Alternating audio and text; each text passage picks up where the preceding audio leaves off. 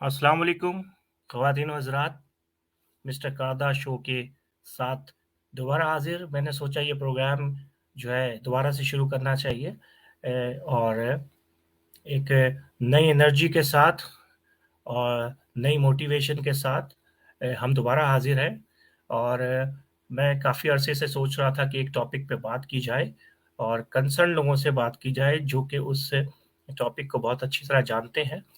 तो उस तो उन उसकी मुनासबत से किसी शख्स को ढूँढना, उस पे रिसर्च करना और उनको फाइंड करना, फिर कॉन्टैक्ट करना ये एक थोड़ा-सा मुश्किल काम है, लेकिन खुशकिस्मती से हमें आज वो शख्सियत मिल गई है, जिस पे हम आज के टॉपिक पे बात करेंगे। लेकिन प्रोग्राम शुरू करने से पहले अल्लाह का नाम लेते हैं, रब्बि इश्रह ली सदरी व यस्सिर ली अमरी वाहलुल उक़दतम भूल रहा हूँ मैं, चाहे रब्बि इश्रह ली सदरी व यस्सिर ली अमरी वाहलुल उक़दतम मिन लिसानी यफ़क़हू क़ौली। सॉरी, मुझे माफ़ कर दीजिएगा।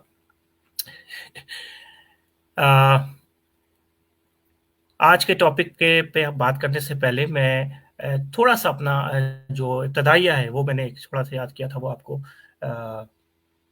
बताना चाहता हूँ कि अ, इंसान की जो ज़िंदगी है, इंसान की ज़िंदगी की जो कामयाबी है, जो मेरा एक 50 साल का तकरीबन मैं होने वाला हूँ तकरीबन, उसमें जो मैंने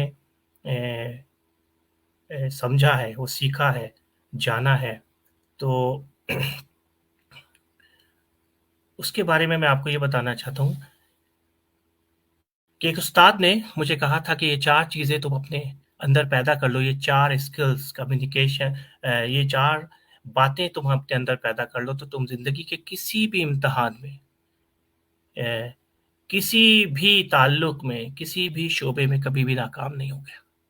वो 4 स्किल्स वो हैं जो कि सही बुखारी की हदीस नंबर 26 में दर्ज हुई हुई हैं। नबी सल्लल्लाहु अलैहि वसल्लम ने फरमाया कि मुनाफिक की 4 निशानियाँ हैं। मुनाफिक की 4 निशानियाँ हैं, जब भी वो बोलता है, वो झूठ बोलता है। तो नंबर 1 हमें झूठ नहीं बोलना है। जब भी वो बात करता है या मामलात करता है, तो उसमें खयानत करता है। अपने वादे से वफ़ा नहीं करता है और सबसे अहम कि वो किसी की भी रिस्पेक्ट नहीं करता है। ये 4 चीज़ें अगर हम अपने अंदर पैदा कर लें, जो हमारी अक़दार हैं, जो हमारे वैल्यूज़ हैं, जो हमारे नबी सल्लल्लाहु अलैहि वसल्लम को अल्लाह पाक ने सिखाया है, पढ़ाया है और उन्होंने हमें ये ट्रांसफ़र किया है। ये 4 चीज़ें अगर आप अपने अंदर पैदा कर लें, तो आप किसी भी ताल्लुक में, किसी भी रिश्ते में, किसी भी काम में, बिज़नेस में, अल्लाह से ताल्लुक में, बंदों से ताल्लुक में कभी भी नाकाम नहीं होंगे। तो उस उस्ताद ने मुझसे कहा था कि अगर ये 4 चीज़ें तो अपनी ज़िंदगी के हर अमल में शामिल कर लो और तुम्हें कोई नुकसान हो, तो वो नुकसान मुझसे पूरा कर लेना, मेरे पास आके शिकायत करना, मुझे बताना। लेकिन ख़वातीन और हज़रात, जब से ये 4 चीज़ें मैंने फ़ॉलो करना शुरू की, इस पे अमल करना शुरू किया, तो अल्लाह पाक ने कहीं मायूस नहीं किया। किसी मामले में कभी भी कोई नुकसान नहीं हुआ और अल्लाह का शुक्र है कि आज एक मुतमईन और अपने हिसाब से, अपने लेवल पे एक कामयाब ज़िंदगी गुज़ार रहा हूँ। इसी के साथ ही आपको भी से गुज़ारिश है, ये जो हदीस नंबर 26 है सही बुखारी की, इसको पढ़िए। मुझ पे मेरी सुनी-सुनाई बात पे यकीन ना कीजिए। हदीस नंबर 26 जाके पढ़िए और ये 4 चीज़ों के बारे में सोचिए, गौर कीजिए, तफक्कुर कीजिए और अपने अंदर ये पैदा कीजिए।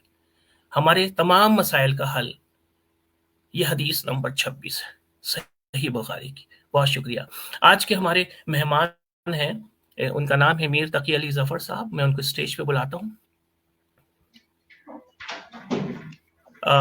मीर तकी अली ज़फ़र साहब मेरे बचपन के दोस्त हैं, बहुत पुराने साथी हैं, बहुत पुराने कारकुन हैं, स्टूडेंट वेलफेयर एसोसिएशन के चेयरमैन हैं, एक्स काउंसलर भी रह चुके हैं और कराची के तालीमी मसाइल पर एक मैं समझता हूँ सनद है, क्योंकि ये ग्रास रूट लेवल के आदमी हैं और और ये आज का जो मेन टॉपिक है, जो मैं इनसे पूछना चाहता हूँ, जो इंटरमीडिएट का रिजल्ट आया है जिसमें हजारों बच्चे फेल हो गए हैं, क्या ये सच है? क्योंकि हमारे बहुत से दोस्त जो कराची में नहीं रहते वो ये समझते हैं कि शायद ये झूठ है, ये एक इशू बनाया जा रहा है, ये शायद नालायक बच्चे थे जो फेल हो गए, जो शोर मचा रहे हैं। तो मैं तकी साहब को ऑन बोर्ड लेता हूँ।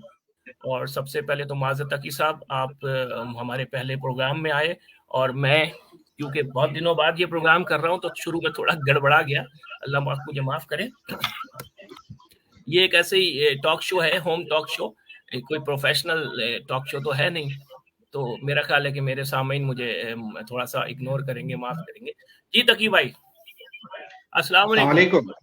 वालेकुम सलाम, वालेकुम सलाम। कैसे हैं आप? ठीक हैं? अल्हम्दुलिल्लाह, अल्हम्दुलिल्लाह, बहुत दिनों बाद मुलाकात हुई और बहुत अहम इशू पे आपको आपने दावत दी है। पहले तो ये बिल्कुल। बताइए कि ये इंटरमीडिएट का रिजल्ट आया है, क्या जी ये जी।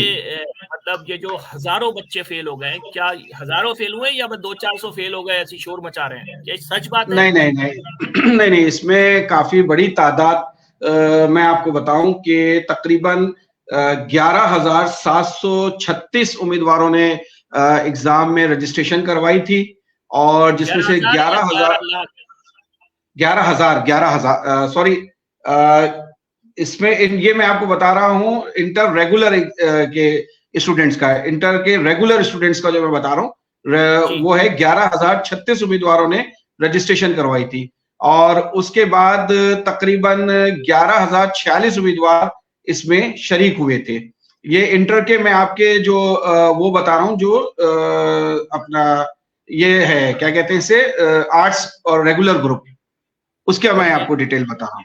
अच्छा, ठीक है आर्ट्स ना? ग्रुप के अच्छा, बारे में, ठीक। जी जी, आर्ट्स ग्रुप का मैं बता रहा हूँ इसके अंदर। जी अच्छा, मैं आपको एक थोड़ा सा एक सिनेरियो ये बताते चलूं कि कराची का जो तालीमी निजाम है ये आज का खराब हुआ हुआ नहीं है। ये जो बच्चे फेल हुए हैं ये आज के नहीं है। मैं आपको 93 94 की मैं आपको बात बता रहा हूँ, जब उस वक्त आज कहा जा रहा है कि जी नॉन क्वालिफाइड कंट्रोलर बैठा है, इसकी वजह से मामला खराब हुआ, ऐसा नहीं है। इससे पहले कंट्रोलर थे शौकत हसन साहब, 93 में। नहीं, अभी 93 में। अभी अभी तक भाई हम उस पे आएंगे, 93 पे आएंगे। अभी हम ये सब, हमारे दोस्त कुछ लाहौर से कुछ दोस्त थे, उन्होंने मुझे ये कहा है कि जी बकायदा जी। कि ये एक झूठ है, अफसाना है, कोई ऐसे बच्चे फेल नहीं, और जो बच्चे फेल हुए वो नालायक बच्चे हैं और शोर मचा रहे हैं, ये कोई ऐसा इशू नहीं है। तो मुझे तो नहीं पता नहीं चला नहीं, 80,000 बच्चे फेल हो गए। जी हाँ, तकरीबन तकरीबन इतना ही बड़ा एक, मैं आपको इसमें डिटेल दूं कि एक बड़ा तबका बच्चों का, देखिए इसके अंदर मसला हमारे पास क्या हो रहा है कि चेकिंग सिस्टम कोई सही तरीके का नहीं है यहाँ पे। अच्छा, जानबूझ के कराची के बच्चों को उनके ऊपर इल्जाम लगाना, ये बात गलत है। बच्चों ने बड़ी मेहनत से एग्जाम दिए हैं। एक तरफ तो ब्लैकलिस्ट स्कूल के बच्चे, कॉलेज के बच्चे पास हो जाते हैं, वो किस तरह से पास हो जाते हैं? अच्छा, फिर दूसरी तरफ जब कितना बड़ा तबका बच्चों का, तकरीबन समझ लें कि आप हजारों की तादाद में इस वक्त बच्चे हैं कि जो इसमें फेल हुए हैं। अच्छा, और वो बच्चे ऐसे हैं कि जो मैट्रिक में जिनकी अच्छी पोजीशन आई थी, और बहुत अच्छी पोजीशन थी उनकी, कि वो बच्चे कोई बिलीव ही नहीं कर सकता कि वो बच्चा फेल हो जाएगा। इसके अंदर देखिए, हमें, मैं वही आपको जो पीछे बात लेके जाना चाह रहा था नदीम भाई, कि मसला ये आज का नहीं है, ये मसला बहुत पुराना है इसके अंदर हमारे पास। और हमारे पास जो सिलसिला चला आ रहा है कि मतलब तालीमी जो साल है हमारा, वो शुरू होता है और शुरू होके एंड हो जाता है, हमें उस चीज का पता भी नहीं चलता। हमारे पास बच्चे, एक मिनट, सॉरी मैं इंटरप्ट कर रहा हूँ एक लाइन। तो हेलो, हेलो, जी जी जी, जी आपकी आवाज आ रही है। जी जी।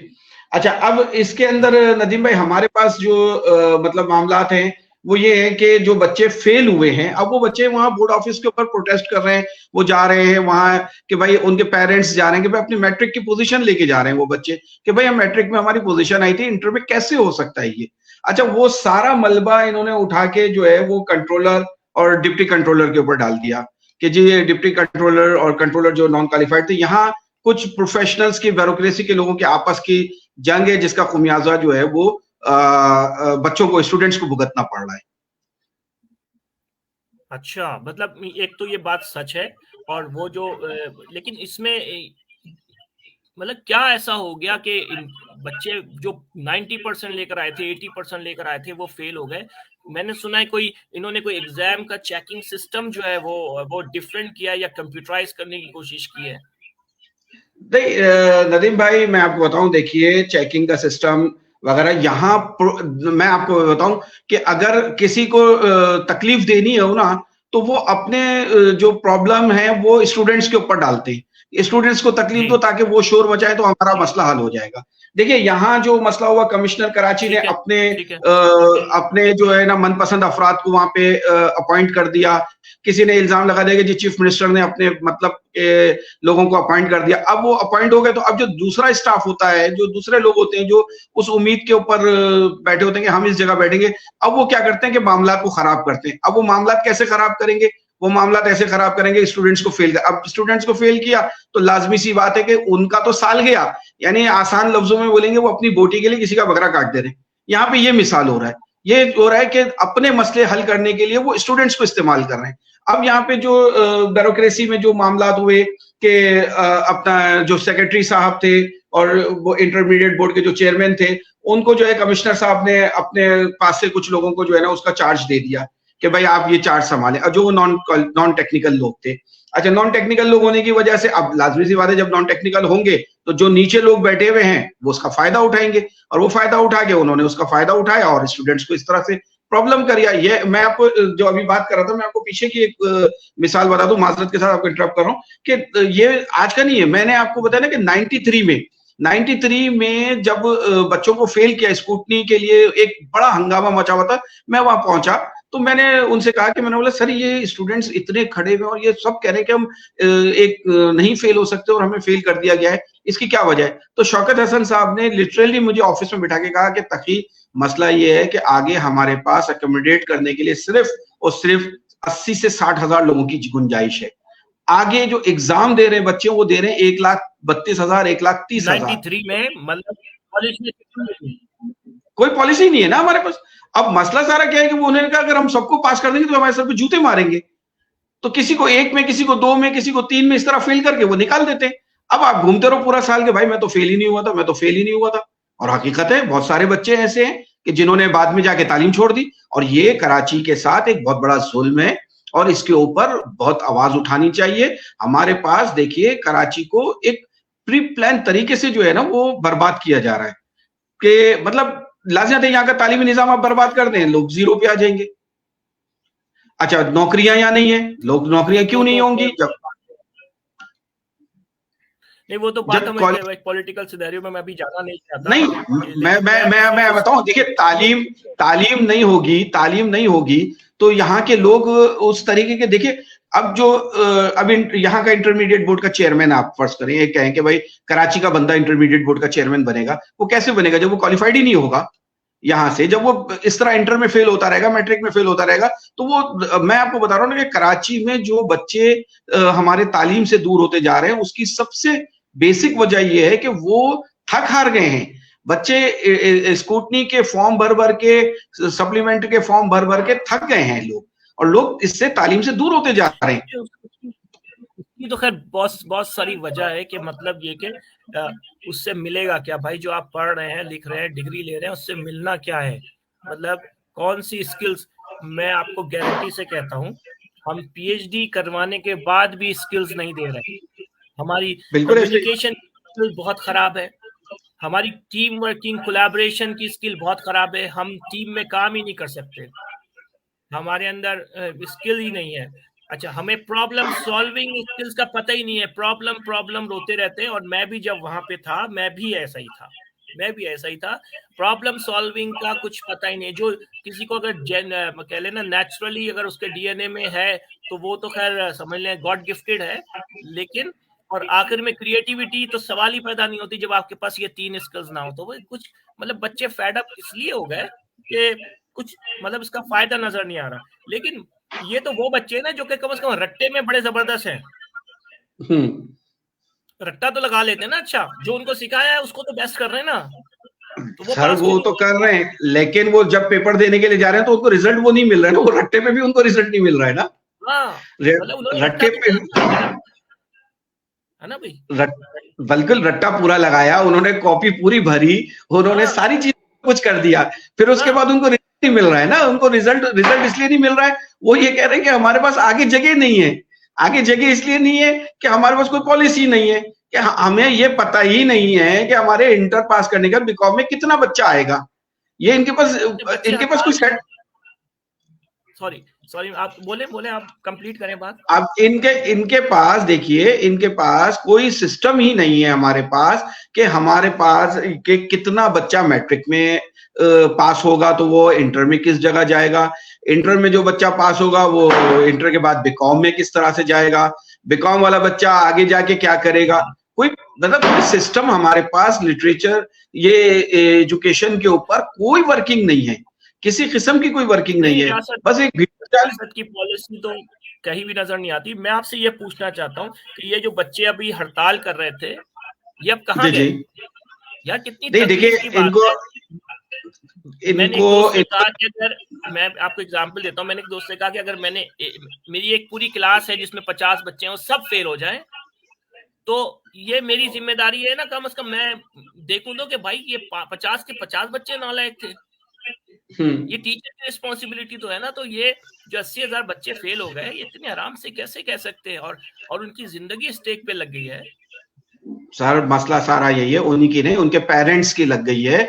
कि देखिए पेरेंट्स बड़ी मेहनत से, इस वक्त आपको पता है कि पाकिस्तान के हालात क्या हैं, इकोनॉमिकल तौर पे कराची के हालात क्या हैं, पेरेंट्स किस तरह बच्चों की फीसेस भरते हैं, उनके किराए भरते हैं, उनके सारी चीजें, ट्यूशन की फीस भरते हैं। जब सब कुछ करने के बाद जब ये रिजल्ट मिलता है तो सिर्फ एक स्टूडेंट डिस्टर्ब नहीं हो रहा है, एक पूरा खानदान डिस्टर्ब हो रहा है। आप इससे देखें कि मैं अपने ऊपर डाल के सोचता हूं कि अगर मेरा बच्चा फेल होता है तो मुझे मालूम है कि मैंने उसे कैसे पढ़ाया है, मैंने अपने किस तरह अपने एक्सपेंस को रोका है, अपने किस तरह से मामला को रोक के उसको पढ़ाया है, और इस नियत से पढ़ाया कि ये पास आउट होगा, आगे जाएगा तो ये मेरा हेल्पफुल होगा।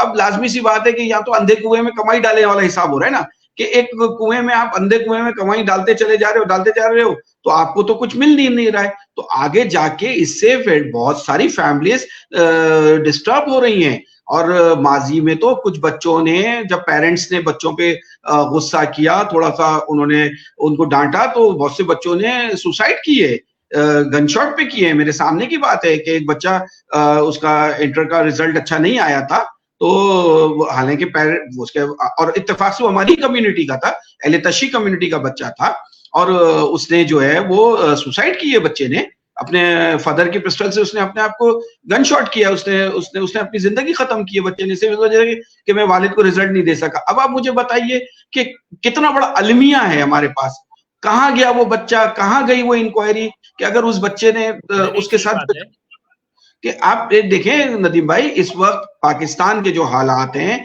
कि देखिए ये हमको सबको बैठ के सोचना पड़ेगा कि हम, बज़ाहिर तो ये 80,000 बच्चे नहीं है, ये 80,000 खानदान है। 80,000 खानदान का मतलब ये हो गया कि अगर एक खानदान में एक फैमिली के अगर एक बाप बेटा बेटी मिलाएं तो आप पूरा घर डिस्टर्ब होता है सर यहाँ पे। यानी एक 80,000 बच्चा डिस्टर्ब नहीं हुआ है, ये तकरीबन 4-5 लाख लोग डिस्टर्ब हुए हैं। क्योंकि आप कैलकुलेट करें कि अगर एक फैमिली में 5 से 10 आदमी हैं तो वो बच्चा जब फेल होता है तो वो पूरा घराना बैठ जाता है, कि लाजमी से आते पूरी कमाई, लोग अपनी कमाई लगा के बच्चों को पढ़ा रहे हैं। यहाँ पढ़ाना आसान नहीं है, ना हमारे पास कोई गवर्नमेंट की तरफ से कोई ऐसा सेटअप है कि जो बच्चों को हेल्पफुल तरीके से दिया जाए कि भाई नहीं आप ये पढ़ रहे हो, आपको स्कॉलरशिप मिलेगी। ये गवर्नमेंट में यहाँ टीवी आर्टिस्टों के लिए तो है, दीगर इदारों के लिए तो है, लेकिन स्टूडेंट्स के लिए कोई सहूलत नहीं है। इवन स्टूडेंट के लिए सर यहाँ पे आपने जो अभी कहा ना कि ये बच्चे जो हैं खुदकुशी के केस सामने आ रहे हैं, अगर आप इनको फॉलो अप करेंगे ना, ये तो अभी एक नतीजा आया है ना, एक पहाड़ टूटा है उनके ऊपर, क़यामत आई है। इसका रिपरकशन ये आगे 1 साल 2 साल में हो सकता है बच्चे अपने कोई इंतहाई कदम उठाएं, क्योंकि वो मेंटल हेल्थ उनकी तबाह हो गई है। सर उठाते हैं बच्चे, देखिए वो उठाते हैं, फिर वो रियासत के अगेंस्ट खड़े होते हैं। नहीं संभाला गया। बिल्कुल बिल्कुल नदीम भाई, मैं आपको बता रहा हूँ, देखिए वो बच्चे रियासत के अगेंस्ट खड़े होते हैं। देखिए ना, उन बच्चों को बागी बनाया जा रहा है। देखिए बात ये है कि हमारे यहाँ पेरेंटिंग भी ऐसी,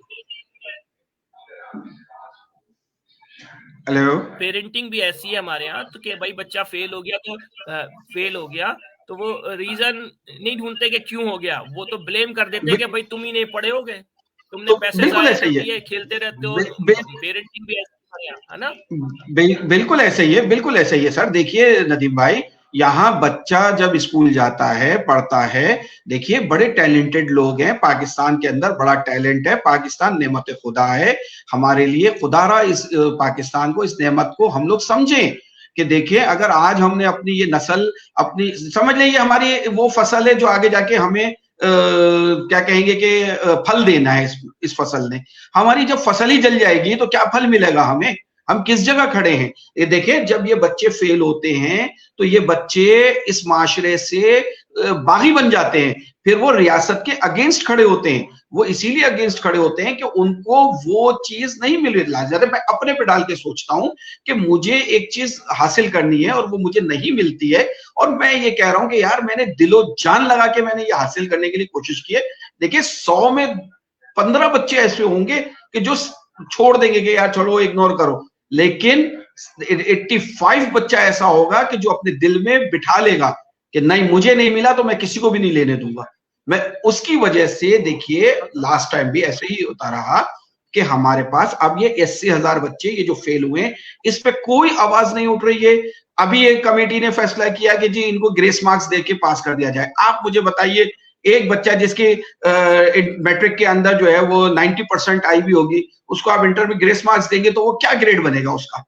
क्या मिलेंगे ग्रेस मार्क्स आपको? ग्रेस मार्क्स देके आप उस पर मतलब खैरात दे रहे हैं, आप उसको खैरात दे रहे हैं। कमेटी ने अभी ये फैसला किया, अभी जो कमेटी इन्होंने बनाई थी, उस कमेटी ने, स्टैंडिंग कमेटी थी, वो उसने ये बात कही है कि इनको ग्रेस मार्क्स देके पास कर दिया जाए।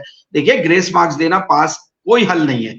अच्छा, दूसरी चीज ये, आप स्कूटनी पे जाएंगे तो स्कूटनी या हमारे पास सिस्टम है ही नहीं कोई सही तरीके का स्कूटनी का, कि जो स्कूटनी आप सही तरीके से कर सके। आपको ये भी नहीं पता होगा कि कॉपी किसकी है, कहाँ की है।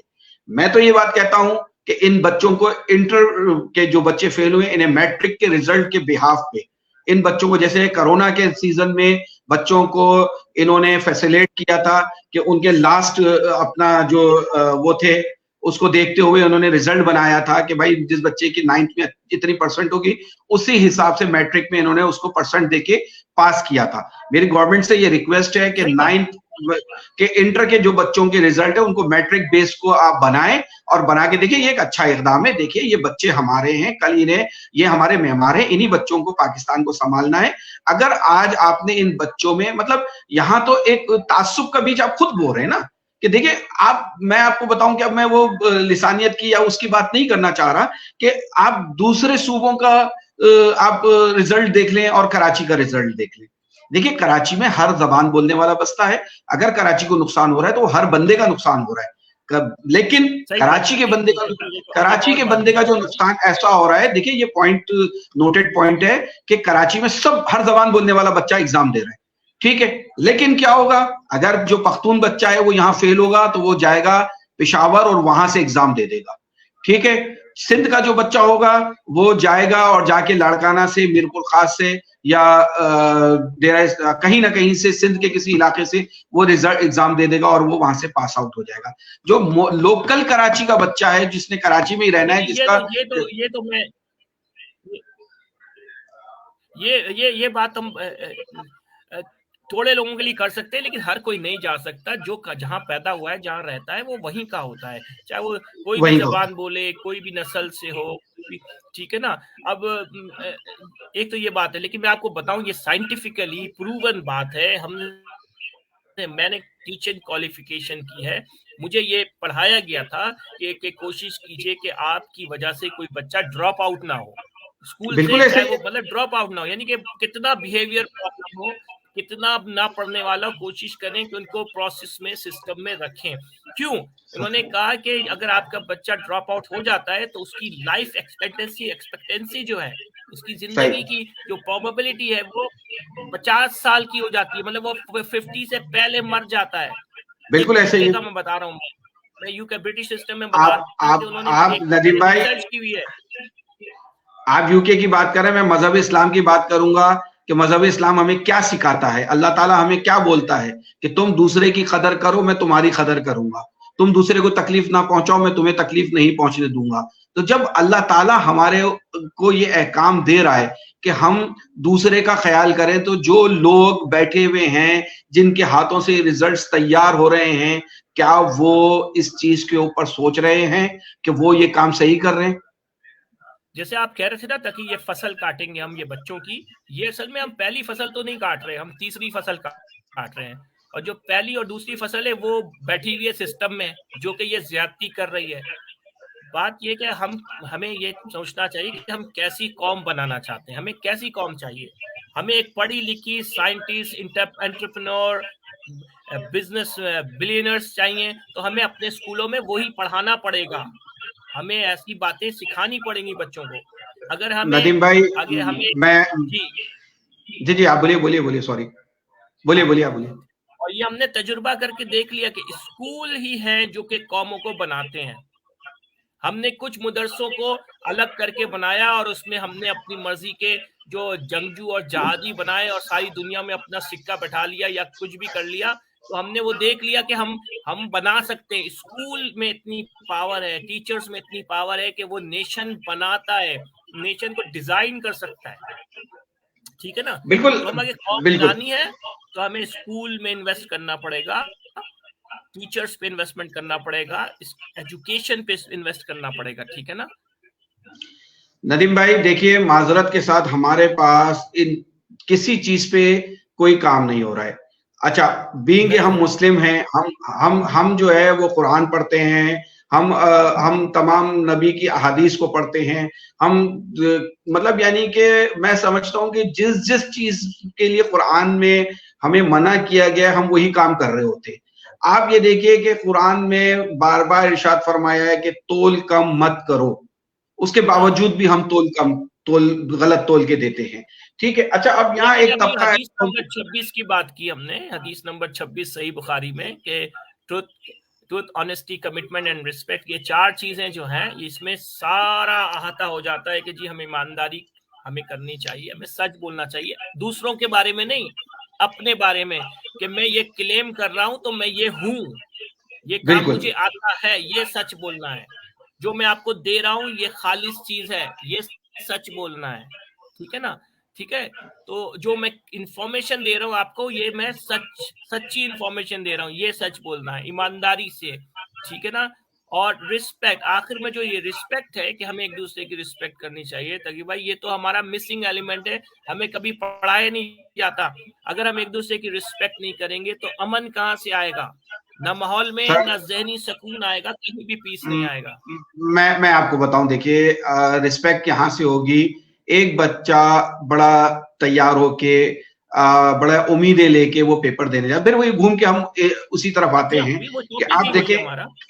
तो हम जब जो है बच्चा पेपर देने जाता है और उसने, आपको पता है कि यहाँ पाकिस्तान में, कराची में फैमिलीज का क्या हाल है एजुकेशन में। मुझे तकरीबन 34 साल, आपको पता है, स्टूडेंट वेलफेयर से हमने कब शुरू की थी, और हमने, खुदा का शुक्र है कि हमने एजुकेशन पे बहुत सारे काम किए कि आज जो जामिया कराची में, आपको पता है, हमने 97 में जो स्टूडेंट मीडिया सर्विस हमने चलाई थी, और डॉक्टर जफर जैदी साहब के हमने रिक्वेस्ट की थी। आपको याद होगा कि जामिया कराची में पहले स्टूडेंट्स को एक फॉर्म लेने के लिए भी बड़ा दूर अंदर जाना पड़ता था और बड़ी तकलीफ होती थी। तो आपको याद होगा 97 में जो हमने खलील अहमद नैनीताल वाला के और हमारे आफंदी साहब ने हमें कंप्यूटर डोनेट किया था, डॉक्टर शाहाना ने हमारा साथ दिया था, तो हमने मीडिया सर्विस स्टार्ट की थी, स्टूडेंट मीडिया सर्विस, जिसका नाम हमने रखा था। उसी बेस पे आज जामिया कराची में सिल्वर जुबली गेट पे काउंटर्स बने, जी और जी आज उससे कितना स्टूडेंट बेनिफिट ले रहा है।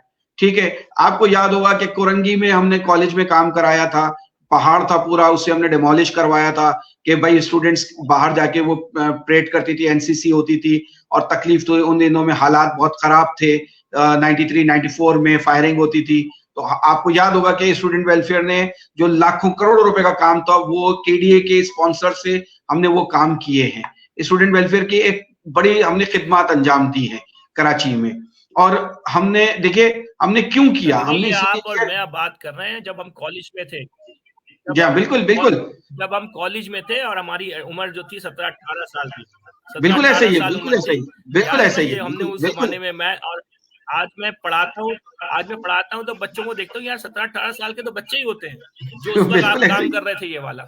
ये सारे काम कर रहे थे और आप है ना? हमारी टीम में थे। आपको याद होगा कि आपको याद होगा कि ये हमने पोजीशन होल्डर्स के लिए, आपको याद जी होगा कि कोई अवार्ड था नहीं गवर्नमेंट सतह के ऊपर पोजीशन होल्डर्स के लिए, आपको याद होगा हमने सबसे पहला आसिफ भोजा अवार्ड हमने रखा कि, और ये हमने बोर्ड के चेयरमैन को और सबको भोजा एयरलाइन रिक्वेस्ट वालों की। ने स्पॉन्सर किया जी था। हाँ, स्पॉन्सर किया था। तो आपको याद होगा कि हमने चेयरमैन से कहा कि भाई आप एक ऑफिशियल इनाम तो दें स्टूडेंट्स को कि भाई ये स्टूडेंट्स पोजीशन लेकर आते हैं, ये हमारा असासा है।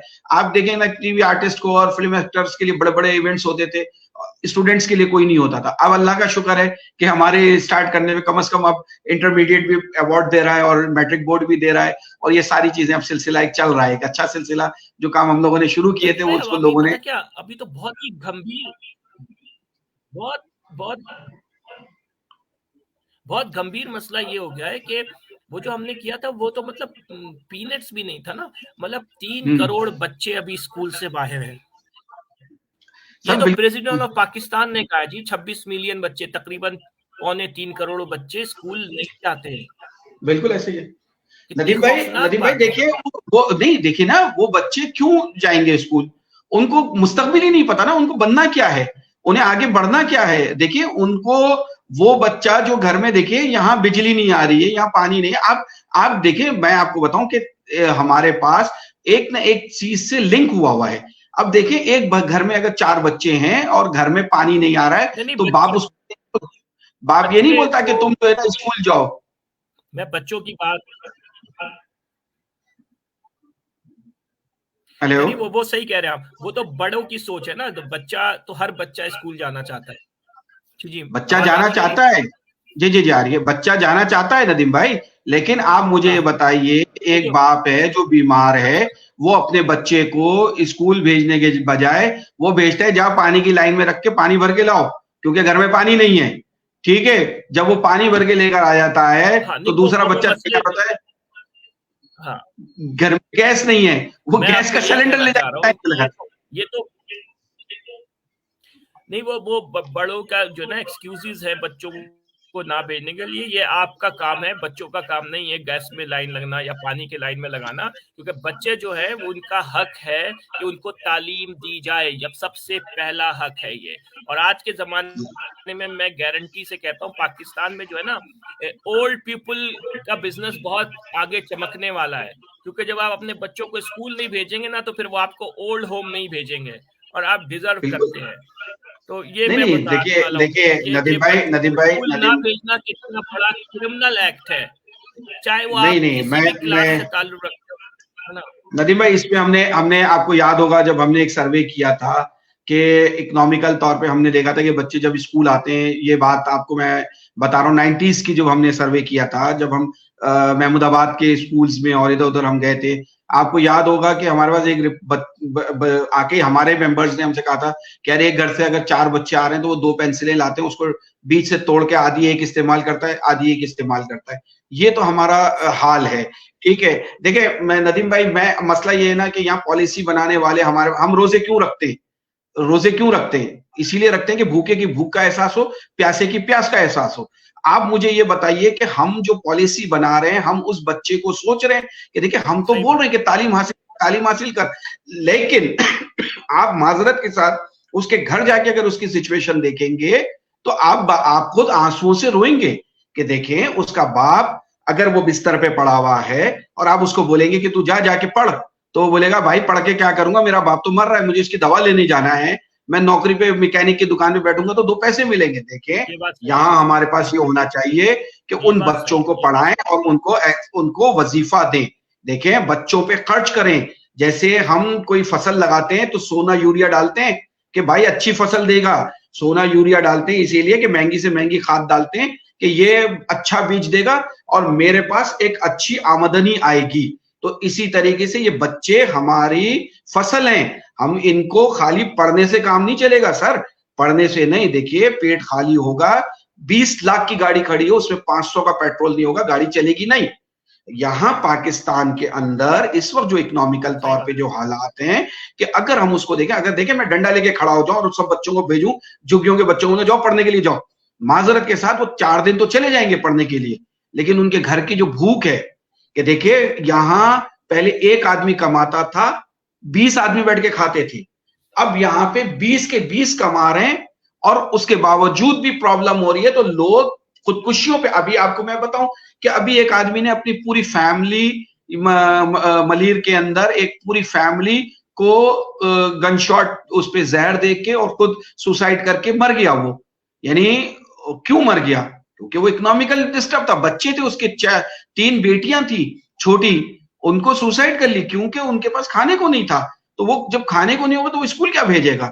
देखें, यहाँ स्कूल के अंदर हमें ये होना चाहिए, हम बजाय जो, देखिए हमारा जो चीफ मिनिस्टर है उसके पास 25 करोड़ रुपए की गाड़ी में वो घूम रहा है। हम देखें अपने गिरेबान में झांके, हम 25 करोड़। नदीम भाई, अब मैं आपसे ये मैं आपसे ये रिक्वेस्ट करता हूँ कि स्टूडेंट वेलफेयर एसोसिएशन को रीएक्टिवेट करें। ये जो, बिल्कुल, मैं माजरत के साथ मैं तनकीद नहीं कर रहा हूँ, जो हमारे जेडी भाई हैं, आपको पता है ना जेडी भाई, जेडी जो एक एसोसिएशन है, आप जानते हैं ना? जेडी कौन? ये कराची में कोई है, वो नाश्ता खिला देते हैं, खाना वाना खिला अरे देते हैं। सर, जफर की बात कर रहे हैं? जी जफर भाई, तो वो मेरे जूनियर है, वो जूनियर। नहीं नहीं नहीं नहीं नहीं नहीं नहीं नहीं। अच्छा सुने, नहीं मैं आपको उन पे बिल्कुल भी तनकीद नहीं कर रहा, कुछ भी नहीं कर रहा, लेकिन नहीं, तनकीद नहीं है। हाँ, मैं उनको ये कह रहा हूँ, मेरी बात सुन ले, मैं सवाल सुन ले, फिर आप जवाब दीजिएगा। जी। वो जो 5-5 लाख लोगों को खाना खिलाते, ये तो मतलब आप सुबह किसी को नाश्ता कराएंगे तो दोपहर में फिर भूखा हो जाएगा, फिर दोपहर का खाना खिलाएंगे तो रात में फिर भूखा हो जाएगा। ठीक है ना? सही, ठीक है ना? रात में फिर भूखा हो जाएगा। तो मतलब हम खाना नहीं खिला सकते, ये अल्लाह पाक का काम है। लेकिन हाँ, कभी कभी चलेगा अगर हम बच्चों को स्कूल दें, फ्री स्कूल दें, और उनमें वहां पे उनको लंच और ब्रेकफास्ट दें। ऐसे ही है लतीफ भाई, मैं बिल्कुल ऐसे ही है। मुल्क में मैं आपकी बात के ऊपर ही आ रहा हूं। मैं आपको बताऊं, देखिए ये एक व्हाइट कॉलर क्राइम है। ये जितने खाने खिलाए जा रहे हैं ना, देखिए कोई सफेद पोश आदमी, मैं आपको बताऊं, कराची के अंदर एक बच्ची असेंबली के अंदर बेहोश हो गई। क्यों बेहोश हो गई वो बच्ची? क्यों बेहोश हो गई? घर से नाश्ता करके नहीं आई थी, घर में खाना नहीं था, उसके रात उसने खाना नहीं खाया था। सर मैं हकीकत बताऊं कि देखिए जफर की बात करें, जफर मेरा जूनियर है और जिस ऑफिस में मैं अभी बैठा हूं, इसी ऑफिस को उसने यूज किया, आता था मेरे पास, और मैंने ही उसको कहा था कि आप सोशल काम की तरफ आए। अब देखिए बात यह है कि उन खानों को कौन खा रहा है? वो खा रहे हैं नशावर लोग। वो पेट भर के खाना खाते हैं और पेट भर के नशा करते हैं। उनकी ये आसानी हो गई कि पहले उनको मांग के खाना पड़ता था, अब उनके लिए दस्तरखान सजा हुआ होता है और सुकून से वो खाना खाते हैं। इससे हमारे शहर में हेरोइनची और गैर जो कहेंगे ना कि आप भिखारी, वो तादाद बढ़ती जा रही है। इसकी वजह से ये सैलानी हो जाए या जेडीसी हो जाए, ये इनके खानों, देखिए अगर इनको खाने खिलाने हैं ना, तो जितने कराची के गवर्नमेंट स्कूल है ना, उसकी जो कैंटीन है उसमें खाना पहुंचा दें और बोलेंगे सुबह का नाश्ता। नदीम भाई, मैं कराची में आपको बता रहा हूं कि आप मेरे साथ अगर चलें, आप यकीन जाने, हम इकोनॉमिकल तौर पे हम डिस्टर्ब थे, स्टूडेंट वेलफेयर आपको पता है कि सारे काम करते थे, लेकिन हम उतना टारगेट अचीव नहीं कर सकते थे फाइनेंस में कि जो हम ये सब चीज करें, लेकिन हम कोशिश कर सकते हैं, कोशिश कर रहे हैं। मैं आपको बताऊं, मैंने बात की, मैं ये कह रहा हूं कि स्टूडेंट वेलफेयर एसोसिएशन जेडी को भी मिलाए, टीम वर्क करें।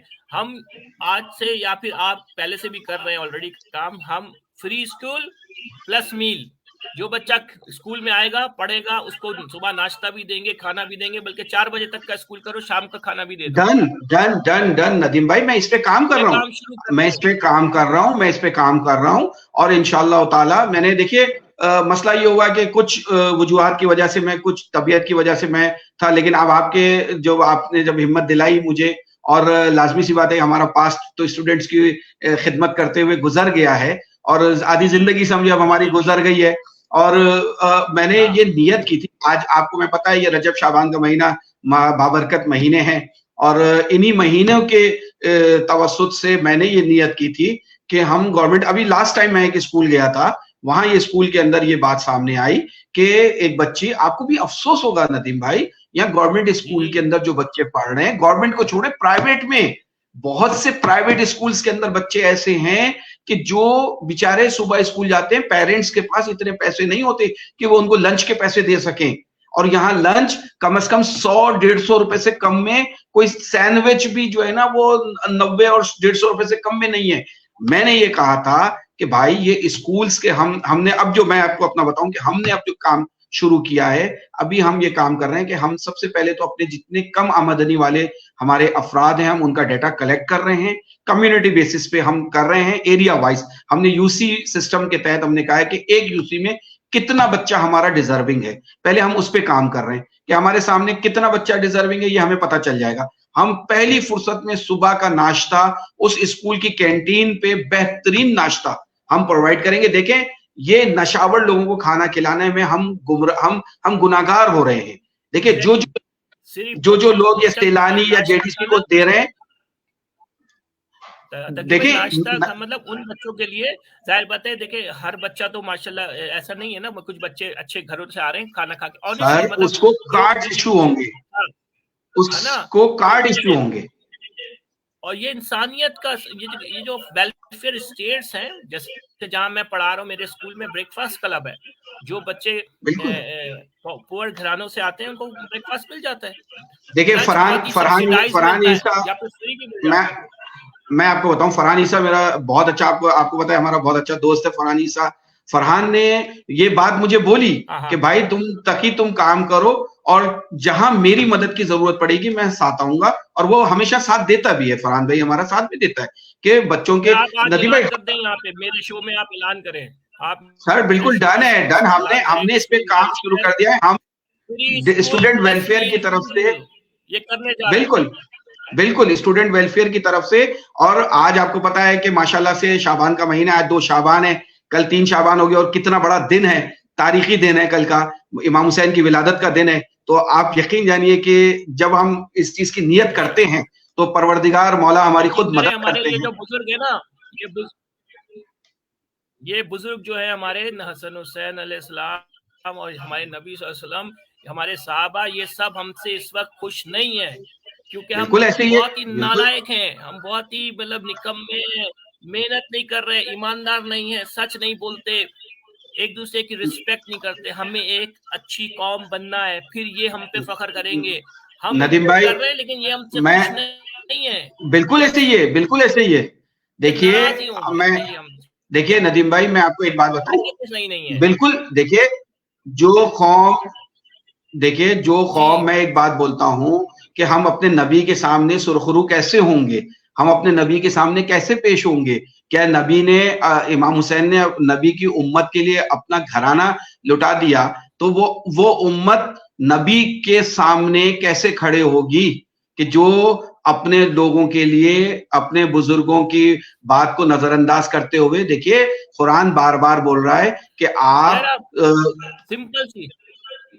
सिंपल सी बात करें, तक मैं आपके वालिद साहब से मिला हूं, बड़े शफीक आदमी थे। तो अगर आपके वालिद साहब आपको ऐसी हरकत करें, बाहर जाकर अच्छी हरकत करें या खराब हरकत, और कोई आपके वालिद साहब को कहे कि यार ये आपका बेटा है, और आप बिल्कुल ऐसे शर्मिंदा करें, तो यार ये कोई अच्छी बात है।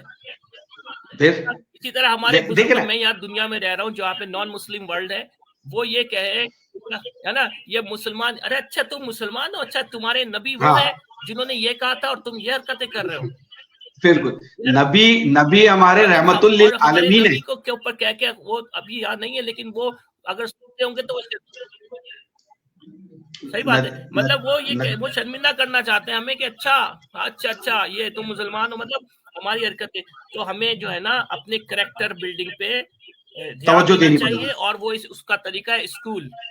बिल्कुल ऐसा ही है, बिल्कुल ऐसा ही पड़ेगी। और मैं आपको रेहान अल्लाह वाला हो गए, हम जेडी के पास जाएंगे, हम हर किसी के पास जाते हैं ताकि भैया के स्टूडेंट वेलफेयर के प्लेटफॉर्म से, और उनसे कहते हैं बच्चों को, जो बच्चे बाहर हैं उनको स्कूल में लाओ, और जो बच्चे स्कूल में उनको इम्प्रूव करो।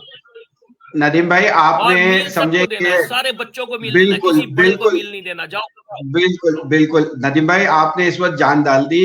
आपने समझ लें कि वो हमारा जो सोया हुआ जो सिलसिला था ना, जो हम लाइन मुनक़ता हुई थी, आपने उसको डायरेक्ट किया है।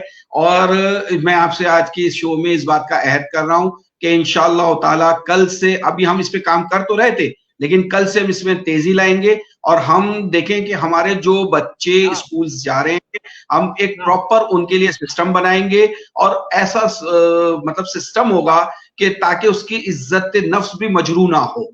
हम उसे एक ऐसा कार्ड इशू करेंगे कि जो कैंटीन में वो कार्ड स्विप करेगा, उसे 150 टू 200 रुपीज तक का ब्रेकफास्ट उसे आसानी से मिलेगा। उस बच्चे को सुबह जो भूखा पेट स्कूल जाएगा ना, तो वो उसको ये लालच होगी कि मैं घर से तो भूखा पेट जा रहा हूं, कम से कम स्कूल में मेरा पेट भर जाएगा। समझ रहे हैं आप? तो फिर वो तालीम पे भी तवज्जो देगा, फिर वो अच्छा पढ़ के देगा। हक है हर बच्चे का रकीब भाई, हर बच्चे का हक है हमारे ऊपर कि हम उनको तालीम दें, उनको खाना दें। ये लाजमी सी बात है नदीम भाई, तो वो स्कूल आ रहे हैं, वो हक है, इसमें कोई शर्मिंदगी नहीं है। उसको स्कूल में ब्रेकफास्ट भी मिले, लंच भी मिले, खाना भी मिले। नदीम भाई देखिए, सुबह से शाम तक रहना चाहे, लाइब्रेरी में किताबें पढ़ना चाहे, खाना भी मिलेगा। जब उसको अच्छा माहौल मिलेगा, जब उसको अच्छा माहौल मिलेगा तो वो बच्चा तालीम भी अच्छी करेगा, फिर पाकिस्तान के लिए अच्छी सोच रखेगा कि यार इस पाकिस्तान में देखें, आप बाहर बैठे हुए हैं, आपको मालूम है कि आपको ना पानी का टैंकर लाने की जरूरत पड़ रही होगी, ना आपको गैस के सिलेंडर लेके भागने की, ना आपके पास बिजली की कोई प्रॉब्लम हो रही होगी कि लोड शेडिंग हो रही है और आपकी लाइट बंद हो गई, तो आपको देखिए आपको फैसिलिटीज होंगी।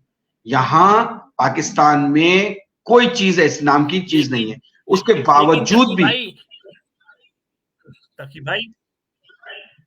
लेकिन ये सब कुछ है यहाँ पर, लेकिन हमारी ये जो गोरों की पिछली नस्ल थी ना, हमारे अब्बू वाली, ये उसकी मेहनतों का नतीजा जो ये नस्ल इसको एंजॉय कर रही है। 1970 से पहले ऐसा नहीं था, इन्होंने इस मुल्क को बनाया है।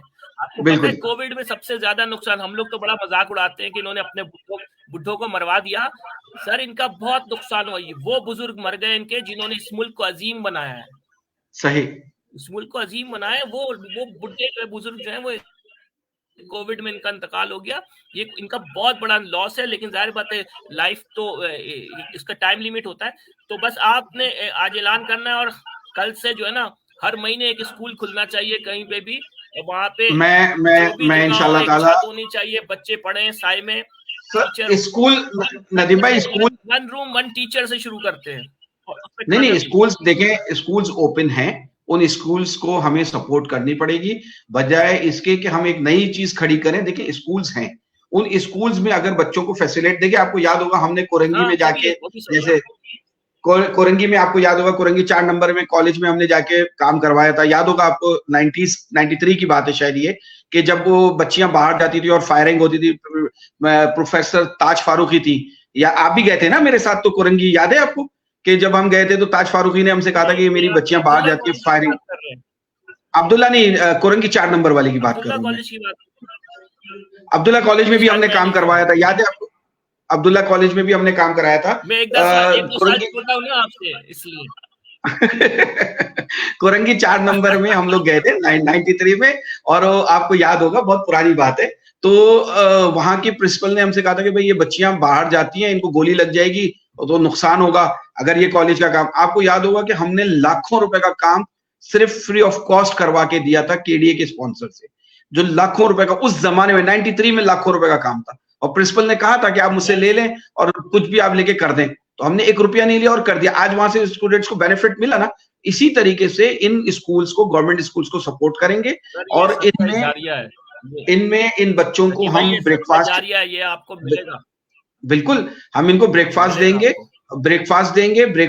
तो क्या होगा कि ये बच्चों में बहुत हद तक हिम्मत आएगी। और गवर्नमेंट स्कूलों में नदीम भाई बहुत बुरी हालत है फैमिलीज की, बच्चे बगैर नाश्ते के आते हैं और वो किस तरह सरवाइव करते हैं, और वो किस तरह से एक दूसरे को देख रहे होते हैं। जिनके पास पैसे होते हैं वो लंच खरीद रहे होते हैं, और बहुत से बच्चे, मैं उस चीज को अपने ऊपर डाल के फीलिंग को सोचता हूँ तो बहुत अफसोस अपना। लेकिन दकीब भाई आपका ग्राउंड पे होना, आपका ये फायदा, आप तमाम गवर्नमेंट स्कूल से कनेक्ट हो। कराची में स्टार्ट कराची से करें भले, हमने 2-4 मॉडल बना दिए तो फिर वो साइकिल रिएक्शन शुरू हो जाएगी इंशाल्लाह ताला। नदीम भाई आपको 1 महीने में, जो कि उनके हेड टीचर, अगर आपको 1 महीने में इंशाल्लाह ताला आपको ये रिजल्ट नजर आएगा। 1 महीने के अंदर आपको ये रिजल्ट, आपको पता है कि हम काम करते हैं, परवरदिगार हमारी मदद करता है, और हम नेक नियति से करते हैं, और हम बिस्मिल्लाह बोल के काम शुरू करते हैं, तो आपको मालूम है कि परवरदिगार हमारी मदद करता है। तो हमें इस बात का यकीन है आप कि स्कूलों में मालिक, जेडी बन जाए,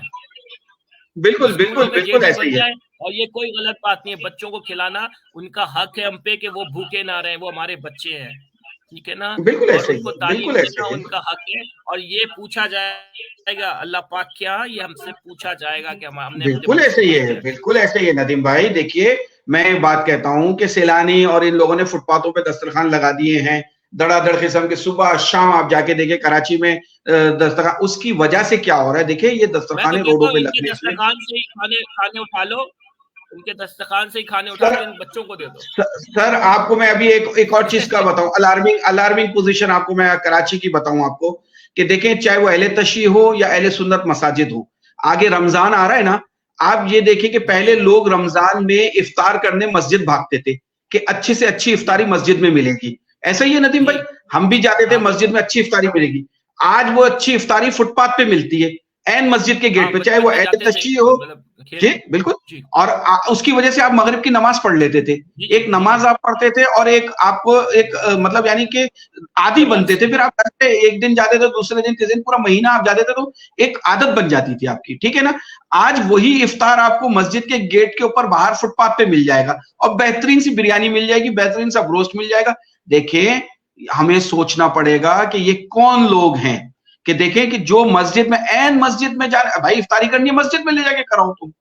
यहां फुटपाथों पे खाने खिला के, एक तो आप गदागरी को फरोग दे रहे हो, दूसरे जो नशावर लोग हैं वो खा खा के मुस्टंडे हो रहे हैं, और मजीद उनमें एनर्जी आती जा रही है। आप ये स्कूलों में ब्रेकफास्ट दें, स्कूलों में लंच दें, आप देखें कि बच्चे कितने स्ट्रांग हो गए। और ये मेरा आपसे बच्चों में वादा है। मैं सिर्फ बच्चों को करना है, मैं और वो भी कहते हैं ना, सड़क पे बच्चों को भीख नहीं दो, स्कूल में खाना दो।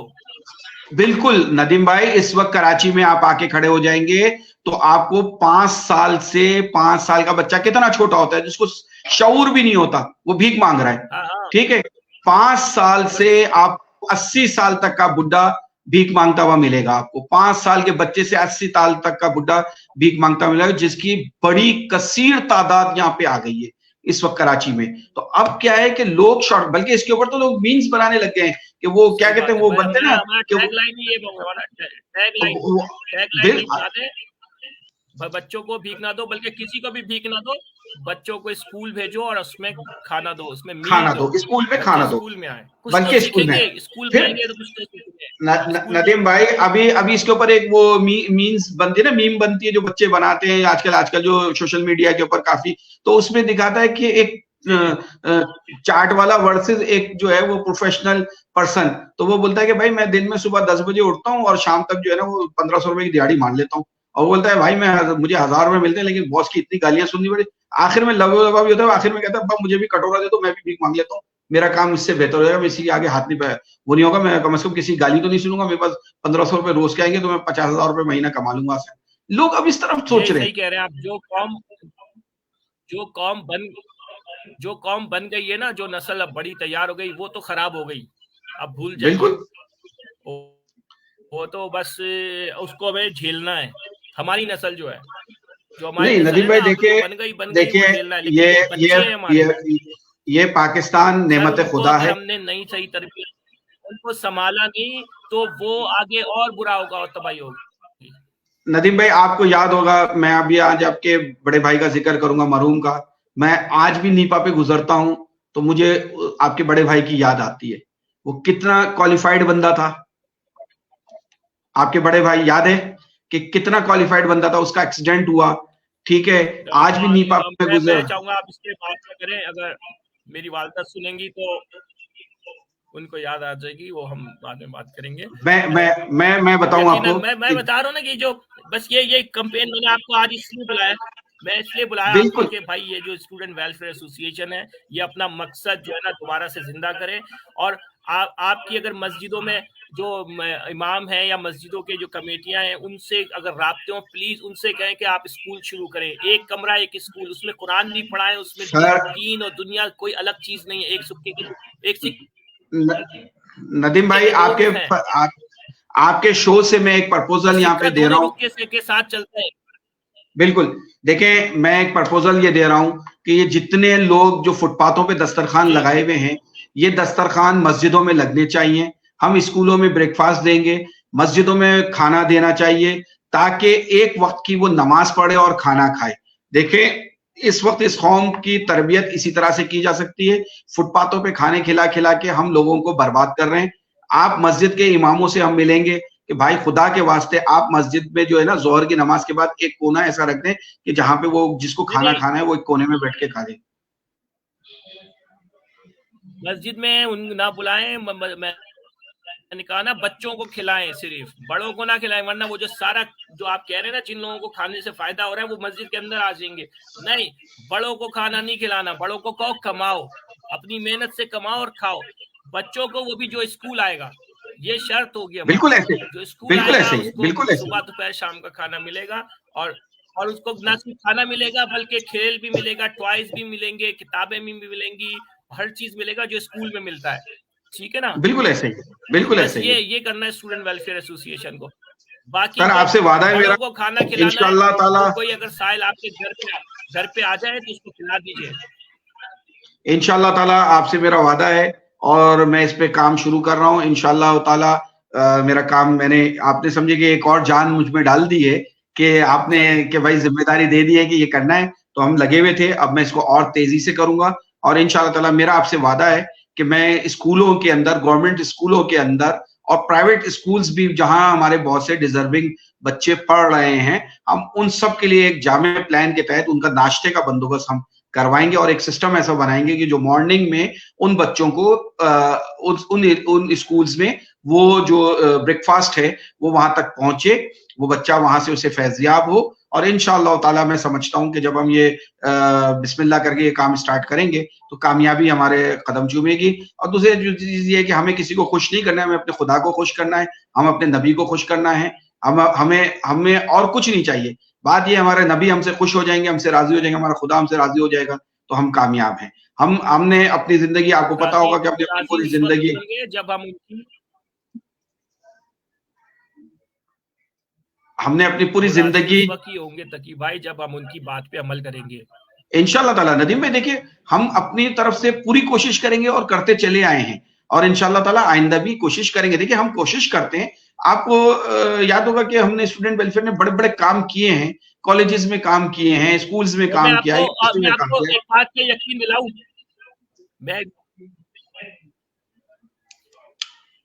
मैं आपको एक बात यकीन दिलाऊं कि अगर आप ये काम करेंगे और ट्रांसपेरेंसी से करेंगे, यानी कि सब कुछ क्लियर होगा, तो ओवरसीज पाकिस्तानी यकीन करें इतना तड़पते हैं और उनके लिए ये छोटी मोटी डोनेशन देना कोई बड़ी बात नहीं है। पूरी दुनिया में माशाल्लाह ओवरसीज पाकिस्तानी है, वो तो ढूंढ रहे होते हैं कोई सच्चा आदमी मिले जो सच्चा काम कर रहा हो। नदीम भाई इंशाल्लाह ताला देखिए, हम मौला के सदके में, परवरदिगार का शुक्र है, मेरे मालिक का एहसान है कि आपको पता है कि हम लोगों ने किस तरह से सिस्टम चलाया और ऑनेस्टली हम लोगों ने, सबने, आप भी उसी टीम का हिस्सा थे और हमारे हाफिज तारिक भी इसी टीम का हिस्सा थे और हमारे आज माशाल्लाह से बड़े अच्छी अच्छी जगहों पे बैठे हुए हमारे दोस्त हैं जो सारे थे और हम लोगों ने किस सिंसियरिटी से काम किया और आज इस स्टेज तक आए हैं। तो इंशाल्लाह ताला परवरदिगार का शुक्र है कि हमें कामयाबियां मिली हैं और मिलेंगी, सबके पास जाएंगे इंशाल्लाह। हम सबके लिए करेंगे इंशाल्लाह ताला। ये मेरा आपसे वादा है कि हम इसके ऊपर काम तेजी करेंगे और मैं आपको वीकली की रिपोर्ट दूंगा नदीम भाई कि हमने आज इस हफ्ते में हमने ये काम कर लिया है। और मैं रेहान अल्लाह वाला साहब से भी मैं कांटेक्ट करूंगा और उनसे भी मैं मुलाकात करूंगा। उनका अगर नंबर मैंने उनको शेयर किया है, अगर उनकी कॉल आ जाएगी तो मैं उनके साथ फिर इसमें कोऑर्डिनेशन में लग जाऊंगा, क्योंकि उन्होंने कोई मस्जिद वगैरह का कहा है कि मस्जिद में भी वो कुछ स्कूल वगैरह खोलना चाह रहे हैं, तो मैं उस हवाले से भी उनसे बात करूंगा। लगेंगे, अच्छे लोग हैं इस शहर में और अच्छा लोग काम करना चाहते हैं। एक और बात, आप मुझे रिपोर्ट नहीं देंगे, हम आपके साथ काम करेंगे, आपकी इंशाल्लाह। आप लीड करेंगे। नहीं, मेरा बोलने का मकसद यह है, उस बंदे के पास जाएंगे रेहान जी, मेरा बोलने का मकसद यह है कि रिपोर्ट से मीन्स कि हम डिस्कस करेंगे हर हफ्ते की बुनियादों पे कि आज हमने ये टारगेट अचीव किया है, इस हफ्ते में हम ये टारगेट, और हमारी वो शुरू की बात रह गई कि अभी हम इंशाल्लाह ताला इन बच्चों के लिए भी आवाज उठाएंगे और जो बच्चे हमारे इंटरमीडिएट के जो बच्चे इस वक्त फेल हुए हैं, मैं गवर्नमेंट से और मतलब यानी कि जिस लेवल पे भी होगा हम इस पे बात करेंगे कि उन्हें ग्रेस मार्क्स ना दिए जाएं, बल्कि उन्हें उनके जो मैट्रिक का रिजल्ट है उस रिजल्ट को मद्देनजर रखते हैं। जिस तरह से आप कोविड के अंदर आपने रिजल्ट्स तैयार करवाए थे, 9th के रिजल्ट्स को देखते हुए मैट्रिक के रिजल्ट में बच्चों को पास आउट किया था आपने, उनकी परसेंटेज गिरने नहीं दी थी। जब कोविड में हो सकता है तो अभी भी हो सकता है। उनके साथ नाइंसाफी हुई है, उन बच्चों के साथ इंसाफ किया जाए। एक बड़ी तादाद है, वरना 80,000 बच्चा कोई मामूली बात नहीं है। 80,000 खानदान है, तो 80,000 खानदान अगर डिस्टर्ब होंगे तो बहुत नुकसान होगा, और इस शहर का नुकसान होगा, इस मुल्क का नुकसान होगा। तो हम नहीं चाहेंगे कि इस मुल्क का कोई नुकसान हो, और हम आइंदा इस हालत में भी नहीं है कि हम कोई मजीद नुकसानात बर्दाश्त कर सकें। तो मैं इसमें आपका शुक्रिया अदा करूंगा कि आपने इस तरफ तवज्जो दी, और हम खुद भी लगे हुए हैं, और इंशाअल्लाह ताला परवरदिगार ने चाहा, मौला ने चाहा तो कामयाबियां हमें मिलेंगी। अच्छे लोग भी यहाँ पे हैं, और लास्ट हमारा जो पिछला वक्त गुजरा है वो एक टाइम हमने गुजारा है यहाँ पे खिदमत का, और अल्लाह ताला ने हमें हमेशा कामयाबियां अता की हैं। तो मैं समझता हूँ कि आइंदा भी कामयाबियां मिलेंगी, और ये इस बात की नियत आज से हम कर रहे हैं कि अब हम ब्रेकफास्ट की तरफ जाएंगे। क्योंकि मुझे नदीम भाई, अभी आपकी बात से मुझे बिल्कुल वो हुआ कि एक बच्ची का, जब लास्ट टाइम हम एक स्कूल में एक प्रोग्राम था, और वो था प्रोग्राम आर्मी पब्लिक स्कूल के जो शोहदा बच्चे हैं उनके हवाले से, गवर्नमेंट स्कूल में एक प्रोग्राम था। वहां पे मैं भी मौजूद था। एक बच्ची की तबीयत खराब हुई, तो उसका टीचर ने फिर खामोशी से मैंने कहा, मैडम क्या हुआ बच्ची को? चकरा के गिर गई है। कह रही है इस बच्ची ने रात को भी खाना नहीं खाया था, और अभी भी इसने कुछ नहीं खाया हुआ है। आप यकीन जानिए, जब इस तरह की सिचुएशंस होंगी हमारे बच्चों के साथ, तो ये नाइंसाफी है। ये हम सब उसके मुजरिम हैं। अगर हम समझते हैं कि हम सब मुजरिम हैं, तो हम सबको उसके ऊपर अमल करना पड़ेगा। हमें इस गुनाह से दूर होना पड़ेगा, हमें उन लोगों की खिदमत करनी पड़ेगी, हमें खुद बाज़ाहिर खुद जाती तौर पे हमें इन्वॉल्व होना पड़ेगा, और हम इस मसाइल को हल करेंगे, और परवरदिगार हमारी मदद करेगा इंशाअल्लाह ताला। दो प्रोजेक्ट है। एक तो जो बच्चे स्कूल में ऑलरेडी हैं, खासतौर पे सरकारी स्कूल में, उनके लिए, और जो बच्चे स्कूल में नहीं है उनके लिए स्कूल स्टार्ट करना है, जिसमें free education and free meal. That's it. बिल्कुल डन है नदीम। और उसमें मस्जिदों को जो जितने भी इबादत गाह हैं सबको इन्वॉल्व करें, इवन चर्च को भी इन्वॉल्व करें। हमारे चर्च, मंदिर, इमाम बारगाह, मस्जिद, सब हमारे हैं। सब इंसान हैं। नबी हमारे रहमतुल लिल आलमीन है, रहमतुल मुस्लिमीन नहीं है। नबी हमारे रहमतुल लिल आलमीन है, तो हम रहमतुल लिल आलमीन के मानने वाले हैं। तो लिहाजा हम पूरी जो है उम्मते समझे आप मुस्लिमा के साथ साथ हम इंसानियत जो है ना के लिए काम करना है। हमें जो दर्स है, हमारे बुजुर्गान दीन ने जो हमें जो दर्स दिया है, वो इंसानियत का दर्स दिया है कि आप इंसानियत के लिए काम करें, इंसानों के लिए काम करें, खुदा आपकी मदद करता है। और हकीकत बताऊं नदीम भाई कि जब आप इसका नियत करते हैं ना, तो खुदा गैबी मदद करता है। ये तो आप मेरे साथ तकरीबन हम 90s के हम साथ हैं, तो आपको पता होगा कि हम लोग कितना, मतलब यानी कि हम लोगों ने देखा है ये मामलात को कि खुदा हमारी कितनी मदद करता है। हर जगह पे जब हमको जरूरत होती थी, खुदा कैसे हमारी मदद पूरी कर देता है। अल्लाह पाक मदद करते हैं अगर आप सच्चे दिल से अमल करें। और मैं आपको ये बताऊं कि हम दिन बनाने से कुछ हासिल नहीं होगा, हमें अपने किरदार को बेहतर करना पड़ेगा, अपने बच्चों पे मेहनत करनी पड़ेगी। बेशक ऐसे ही देखिए, हमारे आपने देखिए, मैंने अभी आपको क्या बात बोली। देखिए, आप तो लंदन में बैठे हैं, आप बाहर बैठे हुए हैं। देखिए नदीम भाई, अब मैं पाकिस्तान में हूँ, हम भी मुसलमान हैं, आप मुसलमान हैं, लेकिन जब हम किसी गैर मुस्लिम के सामने पेश होते हैं, तो जब हमारे नबी के लिए हम तारीफ करते हैं, हमारे नबी ऐसे, तो कोई हमको देखेगा जब तुम्हारे नबी ऐसे, तो तुम ऐसे क्यों हो? बड़े बड़े अलमिया है, मतलब भाई हम सादिक और अमीन के मानने वाले हैं, और 2 नंबर ही नंबर 1 कर रहे हैं, शर्मिंदा कराते हैं। बिल्कुल ऐसे ही है ना कि देखिए, तो हम अपने वजह से, हमारी वजह से उनकी डिसरिस्पेक्ट हो रही है। बिल्कुल ऐसे ही है। देखिए, इसका हमें अपना सेशन हो गया, ओके फिर 1 घंटा हो गया, लोग जो है ना बोर हो जाते हैं। अरे नहीं, सॉरी ठीक है, नेक्स्ट इंशाल्लाह हर हफ्ते ही करते हैं, बल्कि इंशाल्लाह करा करेंगे हर हफ्ते। बिल्कुल तो बताएंगे कि क्या हो रहा है, बिल्कुल ऐसे ही, बिल्कुल ऐसे ही बताएंगे लाइव क्या हो रहा है।